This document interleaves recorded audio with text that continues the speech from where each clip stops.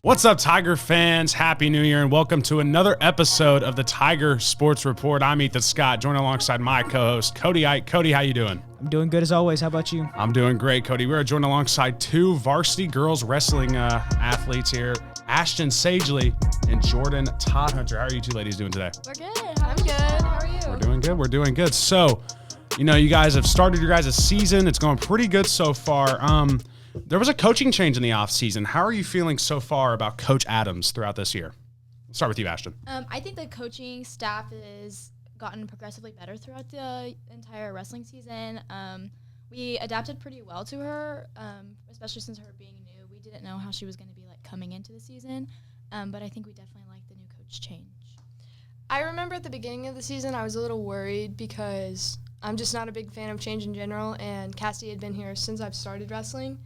But I definitely can say that the coaching staff is way better this year and is more involved and cares more about your mental health than the previous one did.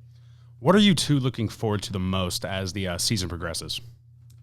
Just getting to finish out the season. We've been doing pretty well, so I would say competing in state and regionals is coming up, so I'm excited for that. I am so excited for regionals this year. Last year I was a state qualifier, but this year I definitely, at the least, want to be a state placer. How has the coach really got you guys, prepared for this matchups coming up and the matchups you've already played? I would say that she's just not focused on winning, but focused on giving us tasks for our matches. So, whether that be, a takedown or getting up off bottom, and not, winning the match in its entirety, just, focusing on scoring points. Yeah, like what Jordan was saying, she's more focused on the processes of how to score and how to earn points. And she's really encouraging. So having that encouragement during the match and having the good coaching during matches is super helpful in us winning.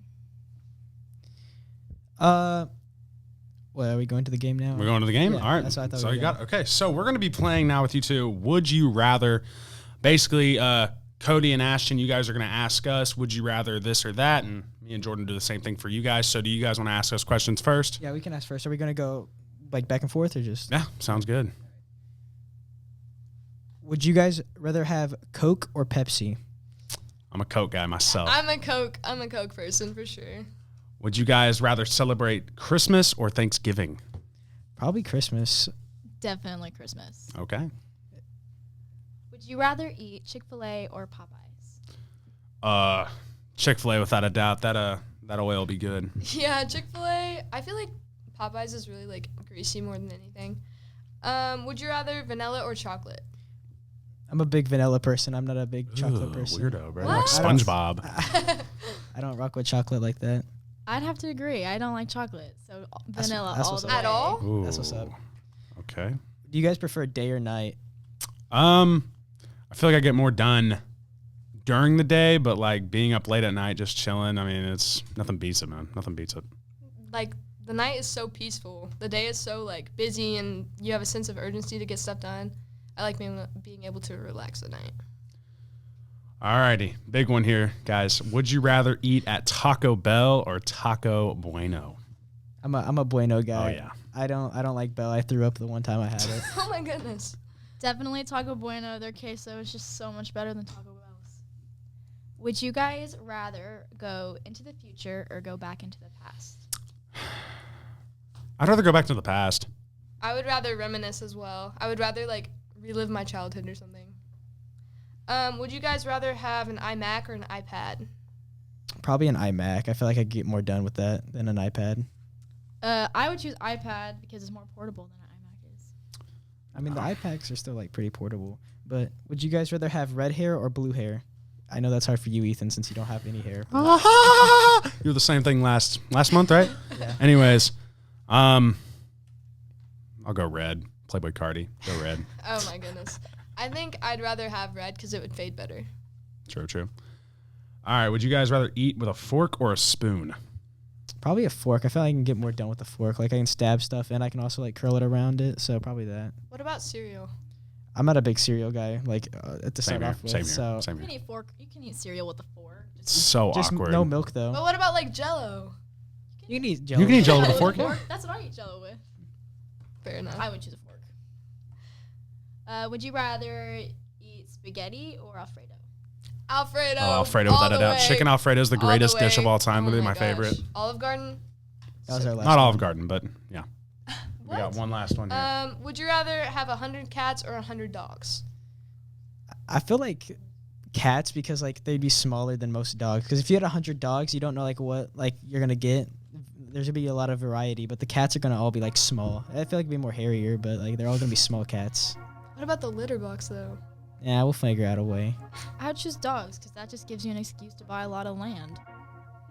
Fair enough. Fair enough. That's So. fair. With that was our last question for you guys. Thank you guys so much for joining us. As always, we love to have our athletes here on the Tiger Sports Report. When me and Cody get back, though, we'll be joined alongside two other hosts to discuss the NBA. You know, what's been going on with that. It's been pretty competitive in the Eastern Conference, that's for sure, as of late. And yeah, we'll be right back with more Tiger Sports Report after this. Right now, get $200 from TTCU Federal Credit Union when you open a new checking account with direct deposit. What would you buy with $200? Cars, race cars, my own apartment, 100 coloring books, and a puppy. Or maybe some groceries and a tank of gas. $200 for whatever works for you from TTCU, because life is better in balance. What's up, guys? Welcome back to the Tiger Sports Report. I'm Ethan Scott, joined alongside Cody Eich, and we have two special guests here, Mr. Bray Woodall and Bianca Reeder. Bianca, you have some NBA questions for us here, so yeah, let's hear them. Alrighty, guys. So let's get started with the first one. Who do you guys think is having an amazing standout season so far? Let's start with Bray. I think Shea's having an amazing season.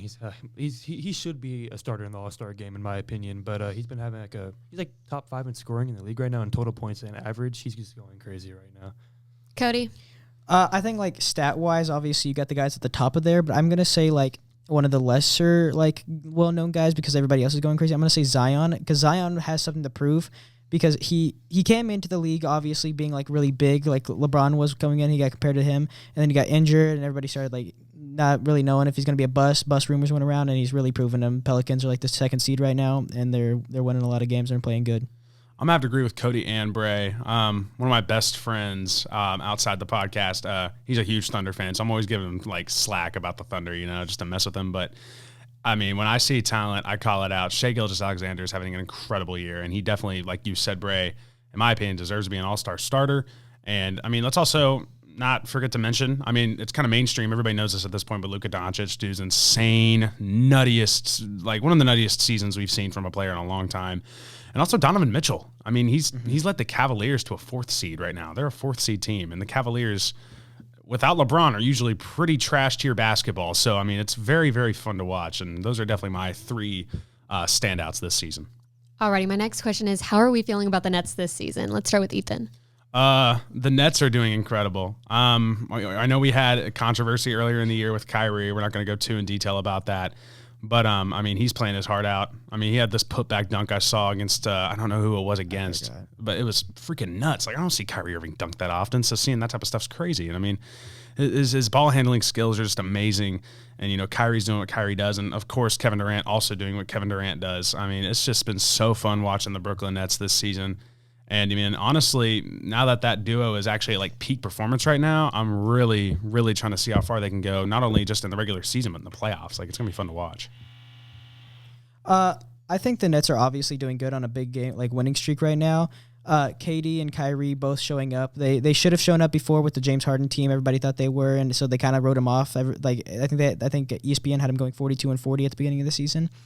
And I think they're really showing like what they can do when they have the right pieces around them because the coach built it right after firing Steve Nash. They've all stepped it up, and they're playing really good. KD's playing like an MVP. He finally got a haircut. I mean, he's doing great. Would you? I have a question for you, Cody. Would you say that Steve Nash was possibly a parasite to that team? 100%. Yeah, for sure. Bray. I was also going to say that Steve Nash was a big problem with that team. They've had a bunch of like controversies of the Kyrie thing and Kevin Durant saying, like, how am I supposed to win with Nicholas Claxton and all those guys on the team? And they've stepped up. Nicholas Claxton has stepped up big. And, like, the whole team's just been performing better. That offense is so smooth without Steve Nash. Just because people thought he was going to be a good coach just because of the name Steve Nash, but it ended up being a bad idea. They wanted to trade Kyrie and Kevin Durant, but once he left, it all clicked. Alrighty, now who do you guys think are some all-star locks? Let's start with Bray. Shea, Jokic, LeBron. Should we count AD? Has he been hurt too much, or like I know he got hurt? He's out for a while. Will he be able to start? I don't know if he'll be back before the All-Star I don't think game. he'll be back. Yeah, I wouldn't count him in. Well, if he was healthy, I would go with Anthony Davis. And did I say Jokic already? Yeah, you did. You did. And then Curry. I think That's the West. off of straight skill, it should be Shea should be in there, but off a name, since Shea probably might, he should be in there because of his stats. But if we're going off a name, I think Curry should obviously be in there. LeBron, KD, Jokic, Embiid, Luka. After what he's been doing, honestly, Donovan Mitchell. I don't know about starter, but I mean he could maybe slide in there. I think he should start. Yeah, I think he could probably slide in there as a starter. I would say those are probably mine. I have to agree with you guys. I mean, yeah, Embiid, Jokic, Doncic, LeBron James, Donovan Mitchell. I think not a starter like you're saying, but I think he could definitely slide in there. I think he's been performing the best of any shooting guard in the league. He has been, but I just Especially with Booker being hurt right now. Luka as a point guard? Yeah, he's a point guard. Yeah, he's a point guard. Shea deserves to be in it as a starter. The guy is literally playing MVP caliber basketball. Unfortunately, though, he's on the Oklahoma City Thunder, so that MVP will not be his. We beat the Celtics. I mean, dude, they killed the Without Celtics Shea, too. too. Without Shea, too. That was Yeah, nuts. Like 5 different people. But yeah, I mean, just so many talented players this year. The NBA is, it's fun to watch this season for sure. I haven't been able to say that too much in years past, unfortunately. But I mean, definitely this season has just been so fun. A lot of star talent coming into this We didn't mention Giannis, by the way. Oh, of course, yeah, Giannis. I forgot that. Antetokounmpo. Alrighty, and that was my last question for you guys. Awesome. Thank you so much, Bianca.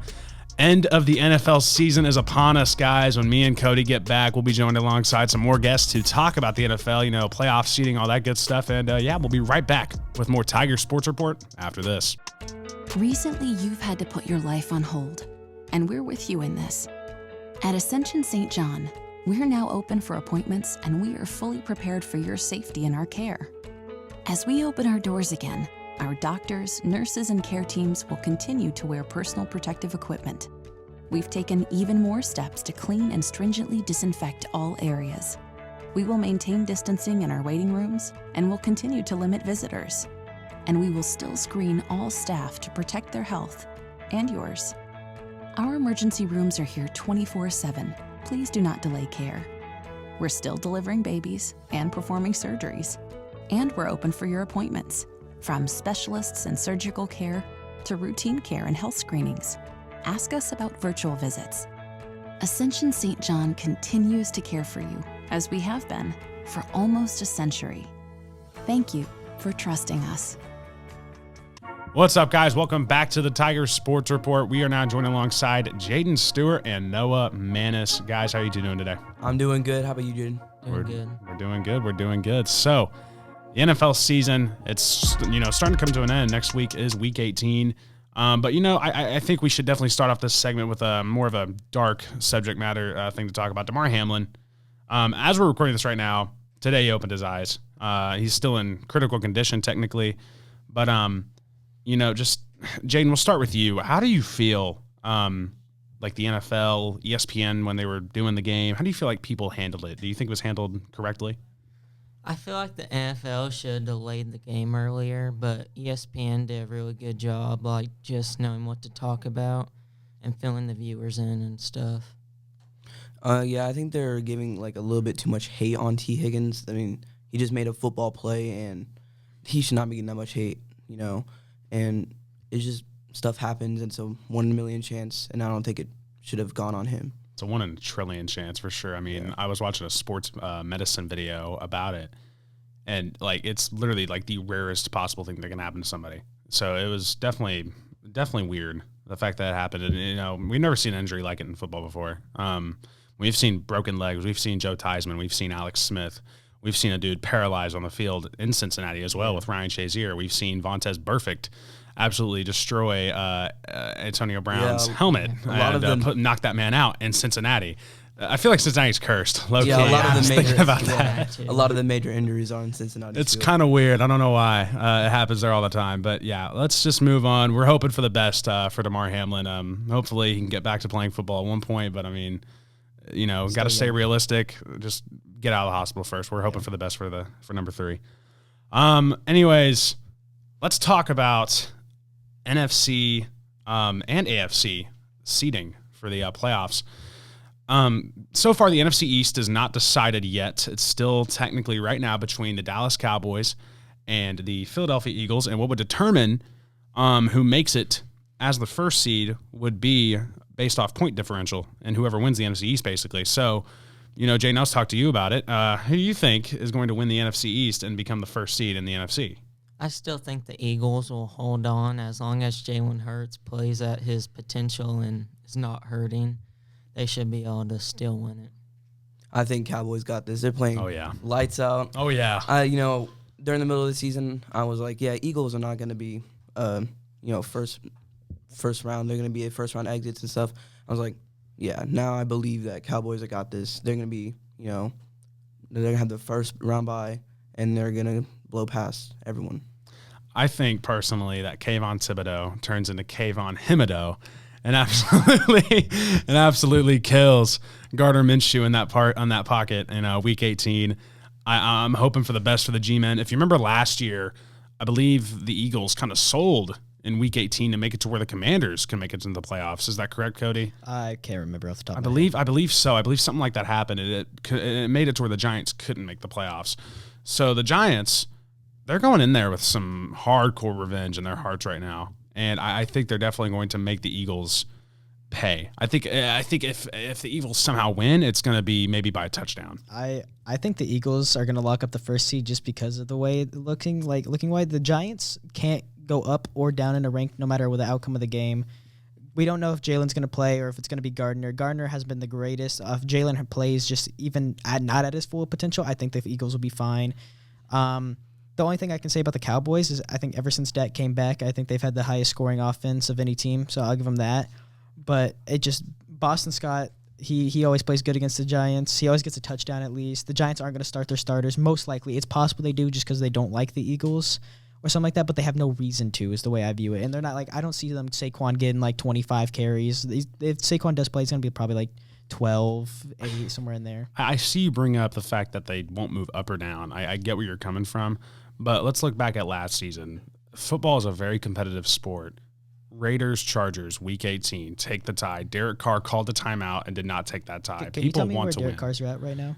I'm just bringing left bench. That's where he's at right now. I'm just bringing him up as a reference. Cody, what are you talking about? Derek Carr's booty. He's not good. I get that. I know. But that's just reference. What I'm saying is, though, players are very competitive when it comes to Week 18, especially because they want to send fans home crying. That's the best part about football. It's one of the best parts about any sports, really. You want to shut up the home crowd. It's fun. So, I think the Giants come in there with a killer mentality. Daniel Jones is about to have his Aaron Rodgers moment, and I just think the Cowboys end up winning the NFC and end up getting that first round bye. I don't know. I think that's completely different, though, because the Chargers didn't make the playoffs because of it, and both of those teams are going to make the playoffs either way. Well, with that being said, I believe that's all the questions that we're going to have for all of us here today for the NFL segment. When me and Cody get back, we'll be joined alongside Cherish Booth for our final college football segment of the year. National championship upon us between the Texas Christian University Horned Frogs and the Georgia Bulldogs. I'm Ethan Scott. We'll be right back with more Tiger Sports Report after this.